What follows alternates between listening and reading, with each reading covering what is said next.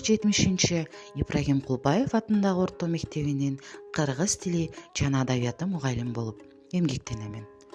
Мугалимдик кесипке болгон кызыгуум бала бакчада жүргөндө эле башталган десем жаңылышпаймын. Кесибиме кантип кадам таштадым, өнөгөнү кайдан кантип баштадым, өсөм дедим, өзгөлөрдөн жол издеп, барактадым, көп китептен жооп издеп.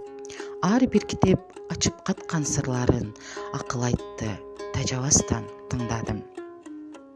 Мен мугалим катары күн сайын сабакка иштелмей жазуудан тажабаймын. Анткени окуучулар мугалимдин катуулугун, урушкандыгын кечирет, бирок өзүнүн предмети боюнча жакшы билбеген мугалимди кечирбейт деп улуу педагог Макаренко айткан.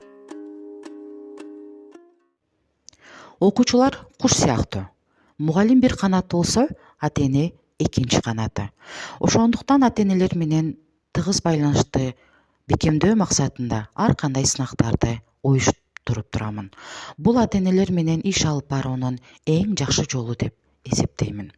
Заманбап мугалим катары сабагымда Kahoot, WordFall сайттарын сабагымда көп колдонуп турамын. Менин эң биринчи жеңишим бул окуучуларымдан ар тараптуу сабак өтүүнү үйрөндүм. Бош убактымдын көпчүлүгүн колума калем кармап, ыр аңгеме жазуу менен алектенем. Ошондой эле мектептин таланттуу окуучуларынан түзүлгөн бүчүр иримин жетектеймин. Кыргыз тилин тереңдетип үйрөтөм. Ар кандай коомдук иштерге активдүү катышып, ошондой эле өз билимимди өркүндөтүү максатында конференция, семинарларга катышып келүүдөмүн.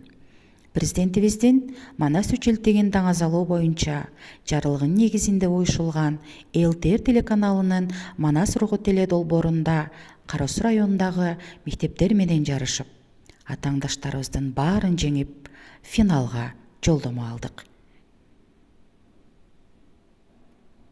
Карап турган Манас болчу. Булар Манас өлгөндөн кийин булардын ачык жүзү ачылып, абуке көбөш тарапка өтүп кеткен жай бар.